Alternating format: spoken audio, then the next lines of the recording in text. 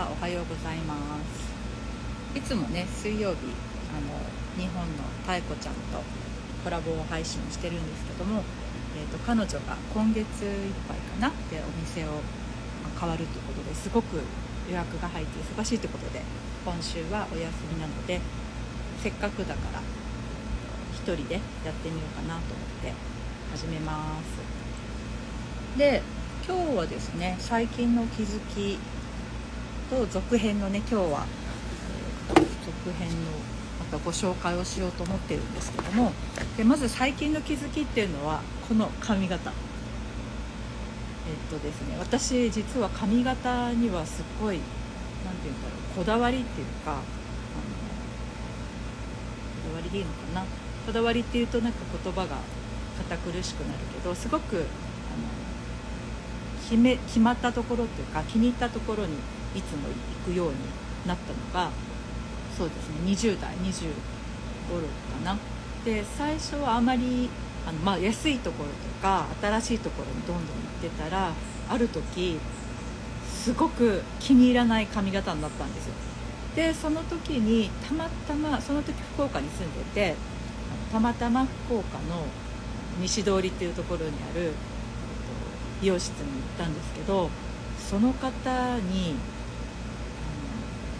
やってもらった時に一気に変わったんですよ、私の髪型も気持ちも。そしてもうその頃からもうその人にやってもらうっていうことで、私その後福岡から長崎県佐世保に引っ越したんですけど、もうずっとねその方のところに通ったんですよ。で、何年通ったんだろう、もう10年以上その方に通って、でその方長崎県佐世保市の出身の方だったから、途中ね佐世保に帰ってきて、でその時もその方にやってもらってて、で何年かしたら福岡にまた戻っちゃったんですよ。でもそれでも私は福岡に通って、もう本当に追いかけ回すようなことをやりました。でそのぐらいこだわりが強くて、で子供が生まれてからはそこまでこだわれなくなってきて、でそれでもやっぱり、好きなことを見つけていくようにはしてたのかな。しばらくはこだわれなかったですね。で、そうですね、あともう一つその美容室の思い出といったら、佐世保に住んでる時に一軒すっごく行きたい美容室あったんですよ。でも高いって聞いてたし、なんとなく行かなくって、でそういうのがあったまま何年も経ってしまって、で2017年に私吸った問題やってた時にすっごい落ち込んだ時があって、なんかね、もうボロボロ、外に出れないっていうか、仕事にはとりあえず行ってたけどお風呂入るのも嫌で、もうとにかく閉じこもっているような時期があって、でその時にね、なんで行ったんだろう、ふっと思い立って、ちょっとずつ元気になってたから、ふっと思い立って美容室に行ったんですけど、その時の細かい様子なんかは多分1冊目の本に書いてあるかな。でそんな感じで自分にお金を使おうってことでその美容室に行ったんです。そしたらやっぱりすっごい綺麗にしてもらって、で気分が良くなって元気が出たんですよね。でそういうものがあるっていうのは知ってたんです。で髪にこだわりがあったりとかね。で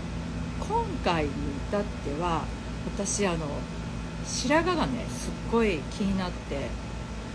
2週間に1回か23週間に1回主人に、いつも染めてもらってたんですけど、もうちょっとしたらさ白く出てくるから、もうすっごいもうそれが不愉快で、もう何年か前からその白髪をぼかしたいっていうのをやっていて、思っていまして、美香子さんおはようございます。ちょっと私の髪型について話してますので耳だけでも聞いていただけると嬉しいです。で今日私こんな髪型になったので、この髪型についてちょっと髪型へのこだわりのお話をしてました。で、今回やっぱり白髪がすごく増えてきていて、で 2,3 週間に1回白髪をね、いたちごっこみたいになってきて、すごい嫌だったんです。で何年か前も一度トライして、美容室はねこのアメリカに来てから日本人のところはもうね、何軒行ったか分かんない。もう本当にとにかく行きまくって、いろんなところに行って、ちょっといいかな、カットは上手だなと思う方に出会えたりとか、カラーもいいなと思う方に出会えたりとか、いろいろあったんですけども、やっぱり思うようにいかずに、もう本当にもう日本に帰りたい、日本のこの白髪ぼかしやりたいって思ってたんですよ。でそのぐらいもうね、日本に帰ってやろうかなって思っていて、で最終手段で今月じゃない6月のね、夏至、それこそ美香子さん夏至の時にですね、私翡翠小太郎さんの動画を見たんですよ。でその動画で最後の方に簡単に次元を変える方法がありますよみたいな話をされてて、で髪型を変えたり髪の色を変えるっていうような話をしていて、その翡翠小太郎さんのプロデュースをしている方なのかな、ちょっと私はっきり分かんないんですけど、その方の以前の写真とその今の写真とこう出して比べていて、今はねなんかカラフルな髪型なんかしている方で、その以前の写真って全く違うんですよ。でもその髪型を変えることで次元が変わりましたっていう話をしていて、それがすっごい頭に残ってて、よし、そしてその翡翠さんの動画では7月に髪型を変えるといいですよって話してて、頭にずっと残ってたんですよ。で第一弾として、もうこの美容室に行って髪の毛を安心して任せられるっていうところが今のところなかったから、なんだっけ、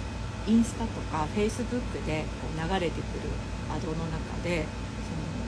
ブリーチをしなくても髪を明るくできるものがあったので、よしじゃあこれをやってみよう、髪も傷まないしブリーチなしでできるし、いろいろ調べて、それを見るところによると、黒染めをしていてもそれも綺麗に明るく染まりますよって書いてあって、その白髪をこうグレーにこう変えていったり、シャンパンゴールドとかそういうのもできますよって書いてたから、それを注文したんです。そしたらそれ中国からやってきて、結構ね長い間待って、で届いた時にこれもうよくやばいかもと思ったのが、箱がボコボコでそしてなんか説明もよく曖昧なのでやってきたので、これちょっと微妙だなと思いました。そうそう、髪型ね変わりますよね、テンション変わりますよね。そしてその怪しいボコボコになったなんだっけ、そのカラーをね使って旦那さんにそのやってもらったんですよ。まずはこの根元じゃなくてこの下黒いところを長い時間置いて、そしてここが30分置いた後にここルーツをしますよって言って、でここ毛先やったけど全然黒いままで、これ怪しいなと思って、でここだけ少し白髪があるとこだけシャンパンゴールドっていうのかな、そういう色に染まったんですよ。そしてもうねそれやった後ももうまたできなかったってすっごい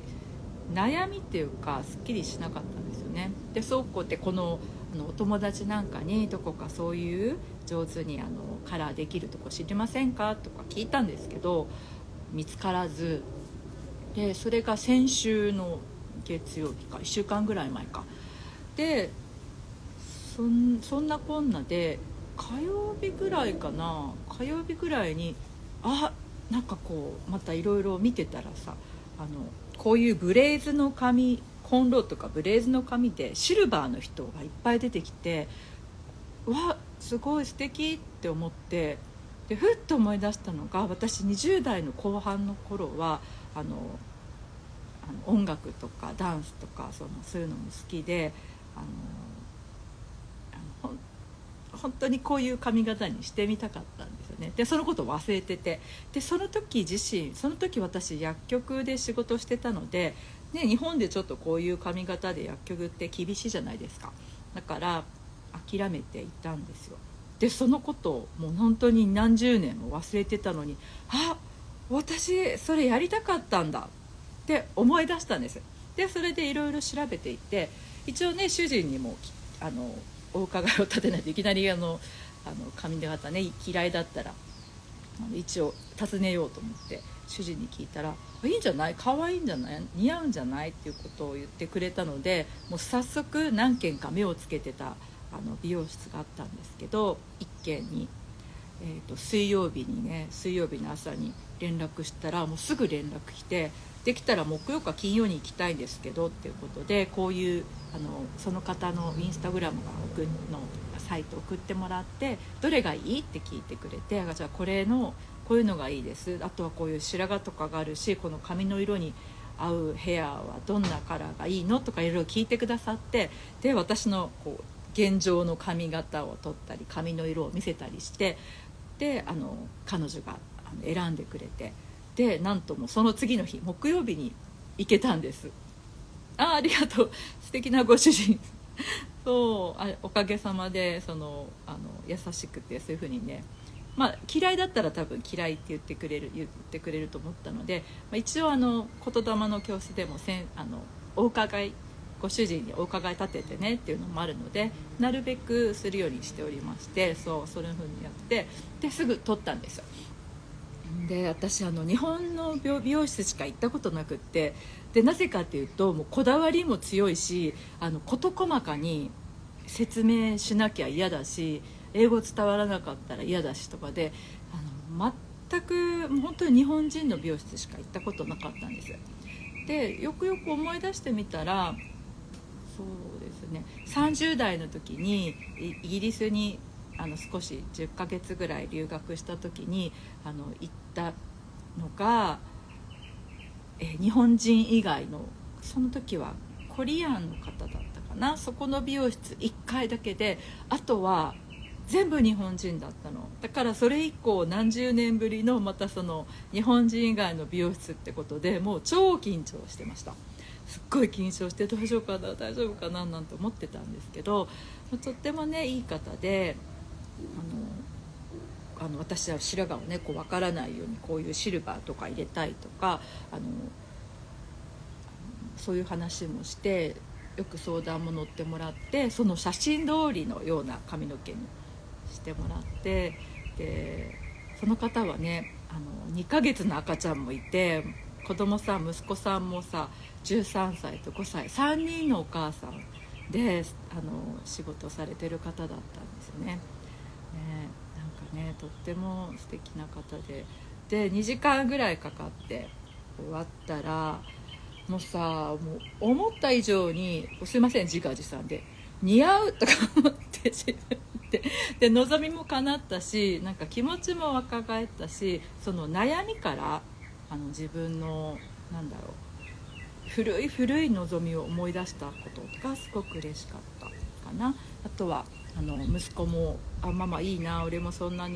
風にしたいなって言ってたりとか、旦那さんも最近はあまり言ってもらえてなかったんだけど、本当に可愛いってまた言ってくれるようになって、すいませんちょっとお恥ずかしいですが言ってくれるようになって、本当に簡単に次元を変える、そして気分も上がるっていうことで、髪型とか髪っていうのは特にね日本のなんだろう女性はねそういうのがあるのかなと思ってお話をしてみました。でありがとうそうなんかねもう気に入ってて、なんかできたらもうしばらくこういう髪型、ちょっとずつアレンジして髪型でやってみようかなって今のところは思ってます。ただね初めてのことで洗ったりがガシガシできないから、それがねどこまでできるかと、いろいろ髪型でね工夫ができるかもしれないので、またリサーチしながらやってみようと思います。それが私の今日の現状の話と、で今日ねせっかく時々自分が書いたこの続編の本のご紹介の内容をお話ししてるんですけど、今日はまた可愛いっていう言葉を使ったので、可愛いについて書いてるところを少しご紹介して終わっていこうかなと思います。でこの可愛いって言葉ってどういう風に感じますかね。私は初めて可愛いって言葉を大人が使うってことにすごく抵抗があったんですよ。で私はもう背が高くて結構体格も骨太で結構スポーツが得意でサバサバしていて、可愛いっていうよりもかっこいいとかさ、その女子にモテるようなタイプだったのですごく抵抗がありました。でここのね、その最初の第2章の男女の違い、女性としての生き方というところで、女性の仕事の中で可愛くいるっていうのがあるんですよ。でそれをね、ちょっとご紹介したいんですけど、可愛いっていうのがちょっと分かりにくいので、第3章にもう女性なら可愛くいることっていうことでもう一度それをね細かく書いております。で可愛いって言ったら日本の可愛い文化、ハローキティとかさ、キャリーパミュパミュ AKB とかちょっと子供っぽくって可愛い文化っていうのがあると思うんですよね。あとは小さいものとか弱いものに惹かれる感じ、そういうね惹かれる気持ちを抱くっていうのが可愛いっていう意味かなと思うんですけども、この言霊教室で言われる可愛いっていうのはちょっと違うんですよね。で言霊教室での可愛いとは、健康で豊かで生きる意欲があり才能があるということを指します。骨折していたり病気をしていると可愛いとは言いづらいし、借金で逃げ回っている人にも言いにくいですよね。人の悪口を言っている人はどうでしょうか。やはり可愛いとは言い難いのではないでしょうか。一方でこうなりたい、これをやりたいと意欲があった方が毎日楽しく過ごせます。で90歳まで現役の可愛い女性でいるといるという目標を持つと良いと習っておりますので、私も90歳まで、90歳になったら引退させてもらいますけども、それまでは可愛い女性でいる目標を持っております。でこのね可愛いっていうことをもう一度今日思い出したんですけど、この教室に行き出してから何ヶ月かねずっと言われたことを実践して、神社に行ってお願いをしてやっていると、だんだん可愛いっていう言葉が馴染んできて、そして可愛くさえあればいいんだっていうところまで来ていたんですよ。結構納得腑に落ちていたんですよ。で、このでも何年かね経っていくとまたそこがちょっとずれていっていたようで、あまり自分の可愛いだけじゃ嫌だみたいな、ちょっとそういうのがさ癖がまた出ていたんですよね。でも結局ねまたその可愛いっていうところにねにフォーカスしてというのかな、そういうのをやり始めて、でその中で簡単にその可愛くなるためにということで、じゃあどうやったら可愛くなるのっていうことをね挙げたところがあるので、そこをちょっとね、お話ししたいんですけど、まず可愛くなりたいって神社でお願いをしてみましょう。可愛くなることをねお願いしている方って少ないと思うんですよ。でもそういう大きな意味で可愛くなるように神社にお願いしてみてみませんかということ。それから、可愛くなりたいと自分で口に出すっていうこと、それが2つ目。あとはですね、鏡に向かって可愛いねということ、これもね簡単だけど忘れがちでなんですよね。でもお金もかからないし時間もそんなにかからないので、最近私気をつけてやるようにしているので、これもおすすめです。あとね4番目、これちょっと日本人あるあるなんですけど、褒められた時ね、可愛いねとか素敵だねと褒められた時にありがとうございますってシンプルに答えることですね。昨日ちょっとダンスのね仲間とビール会ということでちょっとちょっとした時間で飲みながらちょっとねおしゃべりしてたんですけど、その中でも一人の方がね、なんで受け取らないんだろうって、褒めてもねいやいやとか美味しいねって言っても、いやこうだって受け取らない人多いよねって話をしていて、それで思い出したんですけど、これって日本の文化でもあり謙遜っていうのかな、そういうのが馴染んでると思うんですよね。私も多分以前そうだったし、多分分かっていてもやってしまうことってあると思うので、例えばさ可愛いねって言われたら、いやいやとんでもない、顔が大きくてとか、いやいやどこ見て言ってるの、こんなボロボロなのにからかってるのって、そういうね受け取れないっていうのも多いかもしれないので、そこもねちょっとありがとうって最初はなんだろう、や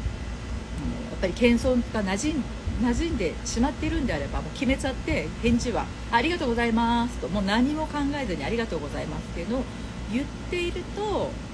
いいのかなと思います。これもねちょっと昨日お話したことと関連してたのでご紹介させてもらいました、そうだからね、いくつになっても90歳まで可愛い女性でね、可愛いねって言われるような現役でいたいなと思います。そうですよね、確かに可愛いねって言われるとちょっと恥ずかしい感じしますよね。特にその可愛いって